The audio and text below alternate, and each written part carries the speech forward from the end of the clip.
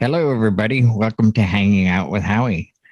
Tonight, we have a distinguished panel here. As always, my wingman and good friend, Brian S. Red, and Mr. Reliable from Lake Placid, Eric Wilson and Good Guy Productions, always there, and my partner in crime that we will not divulge what they were, Jay Brannon. Journeyman extraordinaire, John C. from Boston, Massachusetts. Welcome, guys. Hey, we're at the end of our summer season, and Eric brought this up. I think it's a good topic. What are we going to do in our downtime? And then in this new way of doing business, we threw a lot of things out there, what worked and what didn't work. So let's go with that. Well, hello, Bill. Welcome. Sorry I'm late, boys and girls. Right on time. All right. So we're going to go with, let's do the negative thing first. We did try some new things. Eric, what did you try that didn't work? Oh, wow. What didn't work? Man, this summer was, I don't know about you guys, but here in Lake Placid, it was slamming. And I mean, it was slamming. We were busy every week. There were people creating ideas. Hey, we want to have an anniversary party. We want to have a birthday party. We had a great summer up here. We definitely do have our seasons. And I think probably you guys do too as well, a little bit. Now we're just going to kind of focus on the college stuff. But it was a good summer and we definitely learned some things. What didn't work though, man. See, I was going to go with the good stuff first. Geez, this was your idea. I know it was. I was all positive and optimistic on everything. Overbooking myself didn't work. That was pretty tough. I tell you, there was one day, and this is almost a big mistake on myself. There were so many events booked back to back to back. I always set reminders to myself on days that might be an odd day, like a Tuesday or a Sunday, just in case, just to kind of ring that bell to remind me. And there was one that the bride said, "Can't wait to see you here at 6:00 tonight." And all it was an equipment rental. They had their own DJ fly in from Detroit. And I look at my watch and it's like 5:10. I was like, oh boy, my heart was pumping. Now I had preset everything in the van. It was all ready to go, but it was a Sunday afternoon. I kind of lost track of, I guess, the days and the time because we had 4 events the day before. And that was one of those things where it was almost a heart attack moment. We were ready to go on time, but I think maybe something I learned from there is just maybe every day, just take a look at that calendar just in case when you're busy in the middle of the summer. Just daily look and see, do I have a meeting today that I might have forgotten about? Because, we do work Fridays and Saturdays. So a lot of times I will meet on Sundays. I will have nighttime meetings a lot. And there have been times the doorbell rings and the family goes, "Who's that?" I'm like, "Oh, that's, Brian coming over for a wedding meeting." So maybe, on the negative side of things, something I learned that is really just when you're in the middle of the busy season, don't get relaxed, stay on point. And, maybe set some reminders on the calendar to ring that bell and wake you up and make you stay on target. All righty. John, what do you think? Doesn't have to be negative, but something that maybe didn't work you learned something from? Well, the toughest part of the struggle of the past year was just maintaining that, forward thought of the cleanliness factor of having to keep up with that. You don't realize until you start watching how many people touch how many things, and you're running around like Nunu from the Teletubbies, right? Just little Lysol here, right there. Oh, you just touched the table, spray that. You don't want to be have too much of a phobia about it, but from leaning on facades to talking to you and putting hands down, you're like, wow, I should really have someone else here with me because I can't keep track of all this and try to maintain it. It's something that you want to be conscious of because you want the presentation. You talked with your client. You said health concerns are the foremost, but then they touch the mic that's taped to the stand. You have to spray that. Just to keep up with that and to keep that top of mind. was probably the only struggle. I mean, gear wise, we were doing smaller shows. We went out and did a few, not a lot, but Yeah. that was the thing I noticed most off was just to keep that in focus and realize that was really the important thing, because it was a breath away from not having those shows. So we really wanted to show the venue that we were being diligent with keeping up with the cleanliness factor and trying to protect all the guests. Thank you, John. Bill, what can you think is something that didn't work in this new normal, so to speak? Yeah, it kind of half worked, half didn't. Mine is one we discussed in here before. The foam mic covers. I think it was Brian who brought up the idea of buying the big Yeti ones that just drop on like a cup over top of the mic. And I had already gotten a bunch of just the regular foam mic covers and cut slits in them, but that idea was way better. So I went out and bought a whole bunch of them instead. I had one wedding where there were 9 people giving speeches. Well, one was a blessing. The others were toasts. So basically 9 people speaking. I gave all 9 of them their own individual foam mic cover, and 3 of them remembered their instructions to put the mic cover on, take the mic cover off, walk away. The other 6, one even being the bride and groom, all failed miserably. Another example I did this year, that was for a wedding last year. This year I did a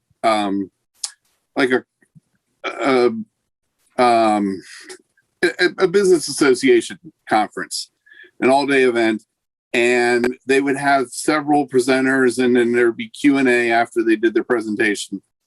And so we agreed that we were going to set up a central microphone on a stand, and in between sessions, I would just go and spray off and sterilize the mic. But we had already instructed everybody in between each session, when you have a question, get up, wait in line, go to the mic in the middle of the room.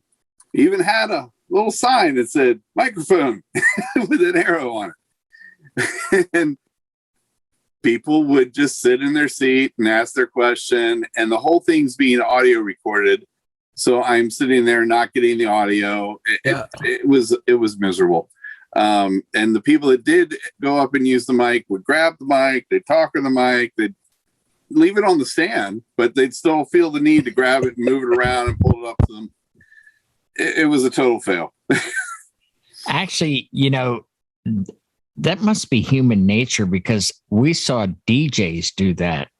We saw that at the mobile DJ meetup, and we saw that out in Vegas when we all went out there when they had the Q&A. And now that also happened to Jay in Atlantic City. They put a mic right in the middle. It's all DJs, and they said, come up, because it's being recorded. Come up to the microphone. People are, they're just right from the seat. What are you going to do? What are you going to do? Well, then let's go right to Jay. Jay's just shaking his head like, I can't believe that happened to me. It did. And I think we sometimes, I take that back. I think some DJs, probably not anyone in this room, do occasionally forget their DJs and the proper protocol and etiquette when it comes to those things. I think this is a great question, and I've been really racking my brain. All the things that I'd planned on worked really well, and I'll go into that later. I was more surprised at the things that went wrong. And the things that went wrong were what I had set up for clients that just completely disregarded, kind of like what, Eric was saying. It's, Bill said about the 9 toasters. I went to every one of my clients and I said, hey, I'm going to do this thing. And I got 100%. Yeah, that's cool. Whatever. We don't care. I'm like, no, it's for COVID and the safe. Nah, there's no COVID. Oh, okay. Like, they didn't care. Like, they just didn't give a at all. So like I literally didn't do anything this year that I felt I got to. There are things I want to change, but I mean, I introduced these awesome lights that Howie, set up for me, and my expensive mic stand. Everything went great. Like, I wouldn't change a thing. Cool. Sorry. Well, Don't mean to bring the show down, but like things Bring went it really up. well. that brings us to Brian for some words of wisdom. I'll tell you what I'll do for you. I'll turn it around for you. I'll turn it around to the positive, what did work. I'll talk about what didn't work and then what actually worked. Oh, The that's wedding the second. That's the second part. Right. But what I'm going to do is spin it for you. Oh, So okay. I'll It's a start with what transition. didn't work and the resolve. Oh, okay. The resolve. Yeah. So I'll kick it off Yeah. for you, being the It's last. like a TV show or something. Exactly. I like it. I like it. There's He no stole reason that to from the night of For the music. U-turn. The resolve. Remember, Howie? It's the Just so you resolve. know, just so you know, Eric, you're really hot on your mic. Oh, am I? That's good. Yeah, but you're 5 times louder than the rest of us. I got to keep adjusting. I just want to be heard clearly. I, Is that better? I'm gonna do a Yeah. little adjustment. We you better? Oh, Hey. yeah, it's perfect. Okay. I So- like perfect. What? Now he's too quiet. Welcome to Hanging with Howie. We just did a resolve. So I did this event on Saturday, and I knew this guy. So typically what I'll do, the way I structure things is there's a grand entrance and there's a cake cutting. After that, they do a prayer and then they eat. And I try to hold all toasts and speeches until everybody has an entree in front of them. In this case, it was a buffet. And then after everybody has food in front of them, whenever the head table's ready, we'll go ahead and kick off toast speeches and then announce dessert after that. Where I get the curveballs sometimes is when I have those clients who say things like, we don't want people to clink glasses. What we'd like them to do is stand up and sing a song with love in it or something. Well, this time they said, we don't want them to clink glasses and we want you to announce this early, so they don't do it. What we want them to do is stand up and tell a story about us and then we'll kiss. Well, there were a couple of problems with this. The first problem was, it was a time thing, right? So people would stand up and want to tell a story. And I say, you want the mic? No, I'm in theater. I project well. So they're screaming their story and half the room still can't hear. And what it's doing is it's constantly interrupting table conversations. So people are getting kind of frustrated with this. And I found this at my wedding the week before last. It was kind of annoying because the way the coordinator had structured things was their speeches after salad, then their speeches after entree, then their speeches after cake. And you kept them stop and start and stop and start and stop and start. It's not working well for me because I can't do table rounds because I'm constantly up there facilitating a microphone, bringing volume down, all that crap. It's not working for anybody at the tables because they're constantly being interrupted with their conversation they're trying to have. So that didn't go very well. So after everybody was served, I went ahead and let people talk for a little while because I thought, you know what? They didn't get a chance to do that. About 10 minutes in, I went up to the head table and said something to the maid of honor. I said, look, let's do your speech in about 10 minutes. She said, that sounds good. I'm really nervous. I need at least that much time. No problem. Let's do about 10 minutes.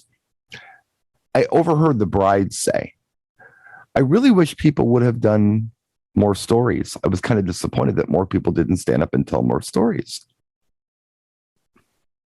And it got me thinking, you know what? What if I designated like 10 minutes before the toasts and speeches for stories? And I kicked it off with the microphone. I brought the music down and I kicked it off, opposed to me just watching for someone to walk up to a microphone to keep bringing the volume down kind of thing. If that makes sense to any of you, if you hear me on this. Because I can't do anything else. Like I said, I can't go around to the tables and introduce myself, find out what people want to hear. I'm constantly up there adjusting volumes. I'm working. Dinner is always the hardest part. So I did. I waited about 5 minutes and I got on the microphone. I turned the music down. I said, hey, everybody, if you really want to make Ashley's day, she'd love to hear a story about her and Ben. So would anyone like to tell a story? And a couple of hands went up and I brought the mic to them. Oh, and I also did this. Before I brought the mic to them, I said, well, can everybody hear me okay? Yeah. All right. Well, I know where you're going. Yeah, I've talked about this before. It's a good opportunity to do it. Like this because I'm holding the microphone here. See what happens when I bring the mic over here? Can't hear me anymore, right? Yeah. So we know the microphone works. If you can't hear whoever is telling a story, please tell them to put the microphone closer to their mouth. And sure enough, it worked. So I handed the mic to two different people. I have video of somebody speaking. And then when, we had gone about 10 minutes, I got on the microphone. I told a story of how I met the couple real quick to segue into the maid of honor speech. I introduced her. It wasn't constantly interrupting people that way. I didn't have to get people's attention more than once. I got it one time and it worked well. So there was a problem and I found a resolve for it. And I think I'm going to do a video on that because I think it works. I think it's a good way to handle that. And that could be if they're saying, hey, we want everybody to sing a song about love. Let's designate a time for that instead of just randomly having it happen while there's table conversation because it's disruptive. Mm-hmm. So, anyway. I like it. I knew that you were going to bring the mic to them. That would have been my instinct. And that's how I'm doing the microphone from now on. I'm bringing it to them. Yeah. And I'm going to stand right by them. Mm-hmm. And when they're done, I'm taking the mic back from them. And I'm going to give them the mic and step back and just, stand there and wait out of the way of pictures and things until they're done. Right. I'll reach out and get the microphone. I think it's the way to go. Mm-hmm. I don't know. All righty. Well, then, things that worked.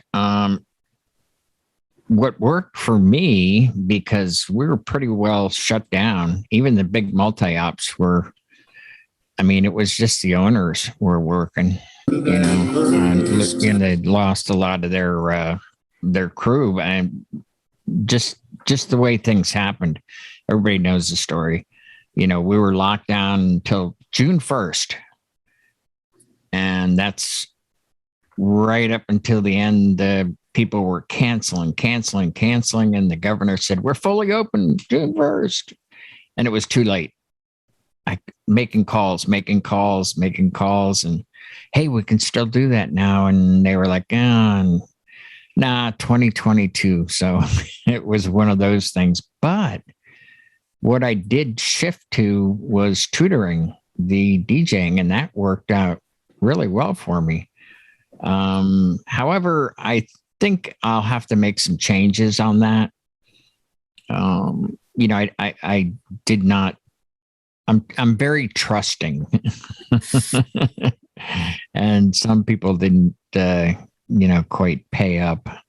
So, that'll be something that I made a mistake that I'll rectify. So what did work then? What did work? John, what worked for you? What did work with having the downtime and going back out was having the time to look at the system as a whole and be able to break it into 3 different setup of systems depending on the size of the very smaller venues we were playing. Because it used to just be, you bring all the boxes and all the cables and the whole fire alarm bag and what everything you needed was there. But when it got smaller, it's like, well, now I just need this. So I want this organized with this. So the setups and breakdown times got a lot smoother. When you're doing a smaller area, you don't need the whole big gun show. So I found that using that time and being able to still be able to take everything, but then to repack it in a way that it makes sense that the things that go out with each other complement each other. It's not like you just have all par lights and nothing exciting, or you have just moving lights and nothing stationary because the wrong things were going to the wrong places, or I wouldn't have a wire to make something work, or you wouldn't have the right cord for something. So having it better organized and using the downtime to label everything, to get some different sized cases for the things that I want to always have together just made for smoother setups and much faster breakdowns. Sounds good. That was Bill, how about you? For me, a lot of it was just similar to what John was saying, kind of going through all my stuff and cleaning things out, sorting things out. I did something to, that was more for me. I don't think everybody would want to do this, but we've all talked about different ways to store our wires. And some people have said, oh, I have a bag for each element. So the wire bag goes with that tool or what speaker or whatever. I had gone out and picked up a whole bunch of different sized tool bags from like Harbor Freight. I had gotten some from a Sears when they went on clearance. And so I went bag crazy and started creating all sorts of different gear bags for little things. I've got one for Goba lights. I've got one that's just for video production stuff. I've got one for extra audio production needs, and it's even got a couple of little 8-inch tabletop mic stands in it now. Just pretty much, I've got a bag for everything, just about, almost. Oh, good. Now, Eric, I'm sensing that you're going to say something. Go ahead. What worked for you? Something absurd, preposterous, or? No, I was thinking, when you were panicky a little bit, something really hit the jackpot for you. Well, just like I said, paying attention a little bit, setting alarms and things like that. That doesn't happen very often. I think we might even have talked about this, a couple months ago, maybe just in the chill room and discussed it. How it was funny. I was doing an event and I am interviewing a tarot reader to do for an event for me. And a guy says, oh, I feel you have a good heart, but have you ever had a heart attack? I said, no, what are you talking about? He goes, I just sensed some kind of heart trouble in your future. Well, damn it. If it 2 weeks later, he didn't know what he was saying at the time, but it happened. So, I'm going to mimic kind of what John and Bill did say. Organization was definitely something we worked upon. Like Bill said, I've got a bag for this, bag for this, bag for this. I buy road cases, and everything is organized. I have lists of everything on my wall, checklists. And, that certainly helps because time is money. And if I can save time, that's going to save me money. And I'll tell you what I did is I gave all my guys raises this year, and they're happier. I was able to save money, and I became a little bit of a better salesman this year. It was kind of a twofold thing that people wanted to have great parties. So when I suggested, hey, let's do some first stand sparks, that's a great idea. Hey, let's do some uplighting. That's a fantastic idea. I became a little more suggestive and not so tentative and apprehensive to ask for money. And so that translated into me making more, which also helped the guys make more. And that was, anytime I can pay my guys better, my guys work their butts off, man. And they've provided me with a pretty good living and a pretty good way of life. And if I can help them by giving them more money, that makes me feel very good. And so that's something that worked out well for me, I guess. And to, summarize that, I became a better, more confident salesperson in what we have to offer for people. You got a good crew over there, by the way. Yeah, you do. You got a good Great crew. Yeah. I'm very, very fortunate. You are. Yeah. So Jay, what worked for you?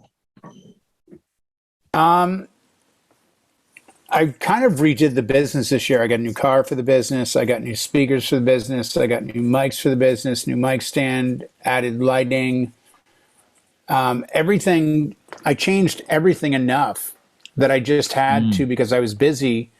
I had to work smarter, not harder. So, something as simple as, instead of taking 4, I used to carry 6 bags with me to every gig, and I would really only need 1, but I carried 6. So this year I decided early to get brand new bags and then set up all the cables for the main system and then the ceremony dinner system. And when I ended at the end of the night, I took out a brand new bag that had never been used and put all the cables, put all the cables in that bag. So then moving forward, that bag was designated main system. so that now I only had one bag. I bought a hard shell case for my 2 new mics. The foam is all trash now. I have to get another one. But I tried to be more in the moment organized so I wouldn't have to work as hard. And the biggest thing, believe it or not, I've always placed things in my van or truck or vehicle horizontally. So I'd put things in folding that way. And this year, for the first time, I realized that if I put my Evolve 50s at each back door of my Jeep, facing out in the zip bags, and then placed everything vertically, I could fit so much more stuff. I mean, you're talking 20 years plus of just loading things sideways. And then suddenly the voice said, why don't you try putting it in vertically?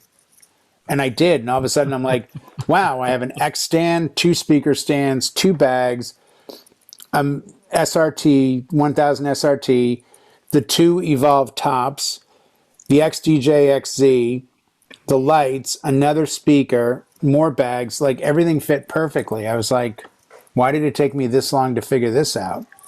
So I think it was a lot of little tweaks along the way, but you know, knock on wood, the events went great. I have 4 more weddings this year, and then December is just a sleepy month. But I'm blessed and grateful. It's been an amazing year. So everything's gone really well. The new lights. One photographer told me to turn off my Howie spotlights going over the bride. She said, "Can you turn those off?" I'm like, Really? "Sure." Yeah, she didn't like them. I don't know what her problem was the other night, but I was like, "Sorry." She goes, "Yeah, they're in my way." I'm like, "Oh, you're the first one to say that." Yeah. How long have you used them? I'm like, I don't know, 20 weddings.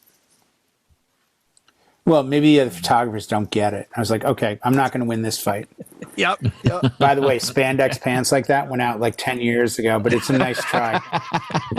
I might consider losing 30 or 40 pounds before I wore them like that, but I'm just saying. But that's just me, right? Yeah. That's just me. I don't know if they look as good in a 14 as they do in a 4. But I don't want to be that guy. I'm going to get letters again. Yeah, I know. We're all going to get letters. Brian, save us. Did Bill go? Yeah. You went? Okay. I just don't want to take anybody's turn because I know he always goes to me last. It's dumb things like Jay said, and and even you mentioned, Bill, with just trying to consolidate a little bit.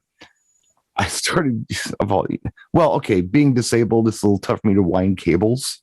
In fact, when I first started gigging alone after this thing happened to me, I was using all self-winding cables, but that's heavy and I'm better than that now. So I've been using regular cables, but it kind of becomes a bit of a spaghetti incident.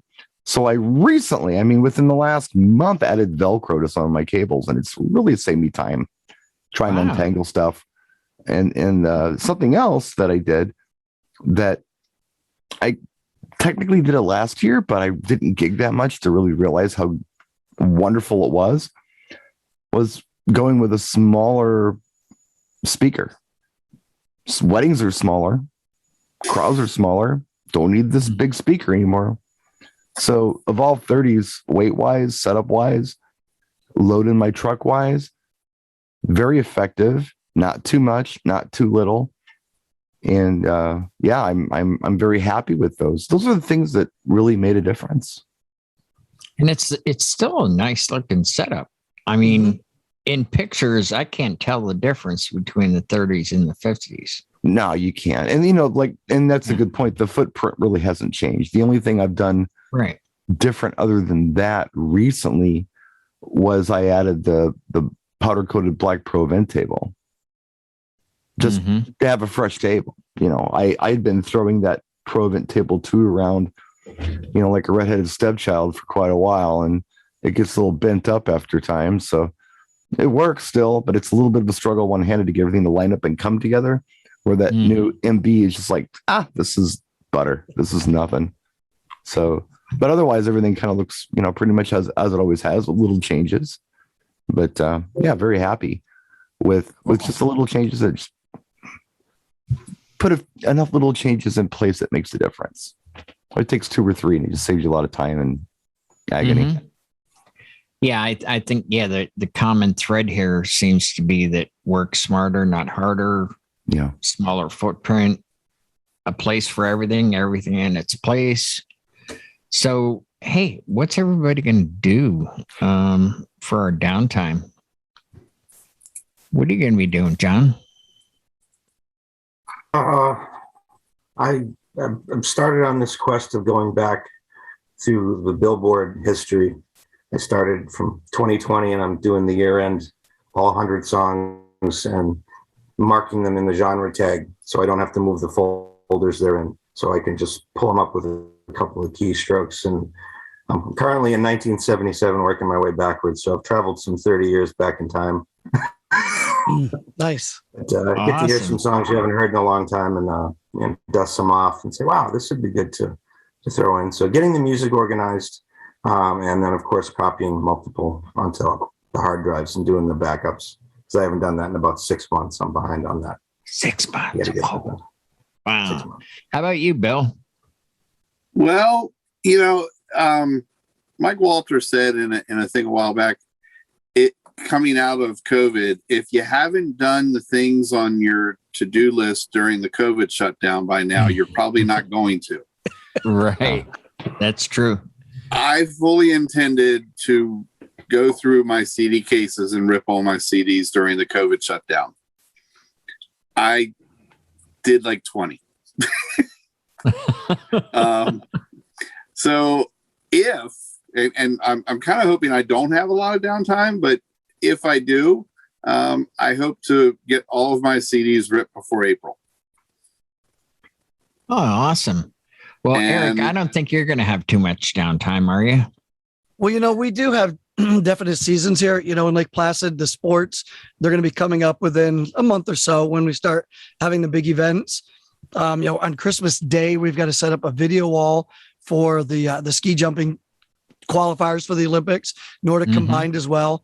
So, we've got a little bit of time off until we hit the New Year's, Christmas time era. And we have another bit of downtime, but there's still little events, college events interspersed. But one thing that I really, really, really enjoyed during this whole year and a half that we were kind of shut down is getting rid of my old gear. Man, I sold so much stuff. People even ask me, like, are you going out of business? I'm like, no, this is stuff that's been sitting around in shelves in the back of that box truck. I sold speakers, I sold amps, I sold lighting, I sold all kinds of stuff. All my speak-on cables gone. I don't use them anymore. And just getting rid of the stuff and cleaning up, making more room for new stuff because I happen to be a gear junkie. We just bought an illuminated 80J dance floor last week. That's taking up more rack space in the shop. So got to sell more stuff. And it feels good. Other people are getting some good quality gear as well. So helping them out and making space for me and just getting rid of stuff that I wanted to get rid of for so long. So that's my downtime project again. Cool. Well, Jay, you said you're going to be have a little time. What are you going to do with it there after December? Yeah, right now I think I have 2 gigs in December. January was supposed to be NAMM and NAMM prep, which means I would start on January like 3rd or 4th. So I'm busy usually all of January. And there was talk of doing CES again, which is still going. So January, believe it or not, January, February are usually very busy months. This January I have 0. So, I think like John, I've really got to clean up my hard drives. And I still have music that I haven't kind of put together. So I might expand from a 1 to a 2 terabyte drive that I carry with me because I just have too much music. But, it's going through and taking music I haven't played in forever off the first one. And then I think I'm really going to try to focus on doing more Twitch and try to really, capitalize on there's an audience to hear music out there and try to do something with that and work on the website. I don't see a lot of other options out there. I like Eric's idea, just dawned on me. I've got a bunch of old gear I could get rid of. S1000 that's just collecting dust, and I'm sure somebody would use it and be happy with it, You list that, it'll be gone in 24 hours with the equipment shortage right now. Well, you know what? It's funny you say that, John. That's what I was just thinking too. At the same time, like, wait a second. Now is exactly when you want to be selling gear because everyone's looking and they can't get it. I know that firsthand. Like, there's no new gear coming in from manufacturers. I mean, till late 2021, early to mid 2022. Yeah, I'm like Bill with the the CD thing. I've been planning to sell off the gear that's been sitting for years. I mean, PA systems, everything, and I haven't done anything with it yet. Yeah. Now, Brian, I know you're going to be busy even if you're not gigging. So I actually just took a consulting job.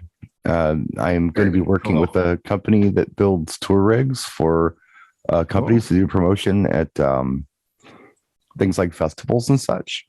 There's one I'm working on right now. It's actually for the cigar people, Swisher Sweets, which I just said without tongue-tying myself, which I normally do.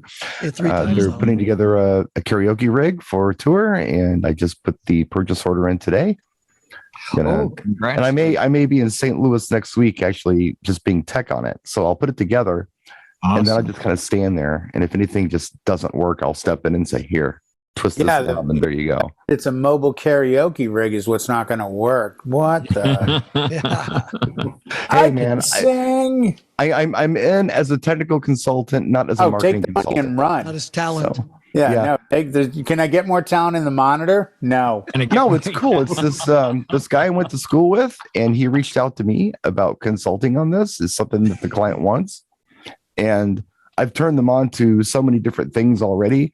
They like my ideas, and I get this feeling this will be a reoccurring thing. I think this will be that would be cool. I don't know why I get the feeling, but I really do think that this isn't the last time they're going to use me on this stuff. I think I'll be kind of the fifth Beatle, going in there and taking care of business when it needs to be taken care of, and going around and teching and things when it needs to be done around the country at different festivals and such, depending on the rig that's getting put together, which, really is right up my alley. I've got relationships with the retailers, and I know my gear pretty well. I can make things happen based on what their needs and wants are, and kind of who's going to be operating it and such. So, yeah, that's kind of a new venture for me that's kicking off this week. I like that. And I just did. By the way, when you first talked about it, I thought, this could be another little side thing. I figured it was a one-off. I thought it was just this one thing the guy was. But why not? I mean, he's good at it. Yeah. And they need this kind of stuff. The guy was only doing this one thing. I didn't realize it was like other clients were jumping in the mix. Well, they do a lot of the only cigar maker. I mean, come on. They do a lot of work for people who specifically do music festivals. And we were talking a little bit, and they were mentioning these, I don't know, I won't say the brand name of speakers they were using and how they were powered and all this. And I said, those are okay, but have you seen the column arrays? And we don't know what you're talking about. So I actually brought some into the conference room. I had two different ones in my truck, just happened to have them, and they were blown away. Like, you just whatever you say, we're just going to buy whatever you say, because this is the way to go. You can't be good at everything. You can't be an expert on everything. And it's nice to come in and be the one who would specialize with this stuff when these types of clients come up, because like I said, they do a lot of music festivals. Clients who do, specifically go to music festivals. So their needs are going to change. Their wants are going to change. It's going to be a different client all the time. So this could be a real, I don't know, and maybe not, maybe I don't hear from him again. Maybe I do it once a year, maybe, but I think this is going to be a thing that, and the guy and I get along really well. Like I said, I went to school with him, and apparently he liked me in school and still does. So we're in good shape there. So I didn't have to go in, and they didn't have to get to know me and all that crap. It was like, yeah, it's Brian. Yeah, whatever Brian says, Brian's good at this. Follows me on social media, just, as a friend kind of thing. So it's nice. It's a cool little, side gig to have. Absolutely. Yeah, I'm really hoping that my little side gig takes off, because I'm thinking, hey, DJs are going to be, typically off right after the first of the year.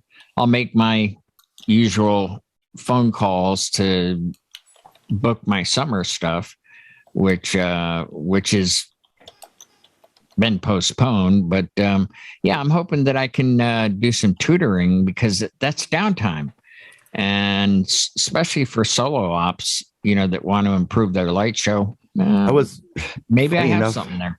Funny enough, Howie, I was just thinking about this after putting the purchase order in today. I'm thinking to myself, there's going to be a client who wants lighting. Yeah. Can I do it? Yeah. But it would be really cool if I said, I got a guy. That we could fly in to do this design. And this is all about networking with other DJs and everybody, utilizing their talents, to get what we're worth, I guess, go in and do work in places we're really appreciated and people, value our talents. And I thought of you, Howie. I thought of you with lighting design.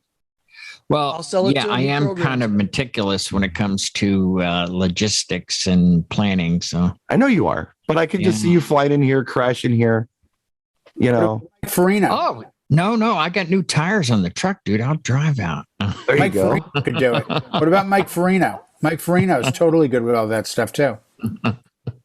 I would call Mike. Don't call Howie. He's I wouldn't call him. No, Mike Farina knows everything. I'd call Mike Farina. I don't even know who Mike Farina is. Fernino. He's the guy that stepped on. Yeah, he's the one that stepped on my DMX bridge and disconnected it. That guy. When the lights went all crazy, and we went, "Oh, right. What are you doing back here?"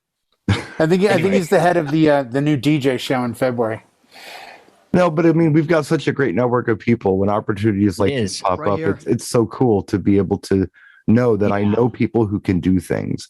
If it's a big convoluted thing and it's a production thing, maybe Eric's the guy I'm calling up and saying, "Dude, I need your help on this. You got some time?" And bring in some of my friends for talents if they're really looking to do something more on the big marquee club DJ thing. Jay's the guy I'm going to call because he's got all the fingers in that. I mean, we've got a network of people and we can't all be experts on everything, but it's nice when we can have relationships and we can rely on each other to, come together and make great things happen. Well, look, if you get regional too, they go to Boston. You can call John to do something. Oh, I got somebody everywhere. Yeah, if there's a music festival in Boston, I got John. You got guys around the country that you can trust could step up and be like, "Hey, you don't really have to do much, but I need somebody there that can at least tech this setup, and this is what it is." Oh, yeah, I'll take care of it, Brian. Thanks. Right. We're really in trouble. We've got this big production we're doing in Lake Placid, and we don't know what we're going to do. It's like, I'd leave Lake Placid to start with. That place has been down. I know a guy. Olympics in 1980. I mean, I know a guy. It's upstate New York, dude. It's freezing. Right now, it was 29 last night. We're still rolling, man. We've got 29, which is the second largest sports festival in the world. That's coming in 2023. Wow. Yep. So I guess we are going to be here again for will this be our 3rd February coming up? Yeah. Wow. Okay. Because this happened right after 2021, we started this. 2022. Holy Christ. Oh, okay. So our 2nd February. Wow. Yeah. Well, no, because February 2020, February 2021, February 2022. I call it our 3rd February. Yeah. 2nd anniversary, 3rd February. 2nd anniversary, but 3rd February. It was right after. We should have an anniversary party in here then. Yeah, man. How about we get together and have a party? What's the difference between a night in here and an anniversary party, though? I'm just thinking, we'll drink. Oh, okay. How we'll send everybody a care package and you open it up and you'll have beef sticks in there and Chex Mix and we'll all. And I still can't find those beef sticks anywhere. I'll have to come out and just load up, Should. That's what I'll have to do. You should. All right. Well, hey, thanks everybody for helping out tonight as usual. This is just, I don't know, great networking group here. And it's not like any other group, like on social media. I mean, it's no trolls in here. Everybody just sharing and it's been a great night. Thank you all so much, and we will see you next week. Take care.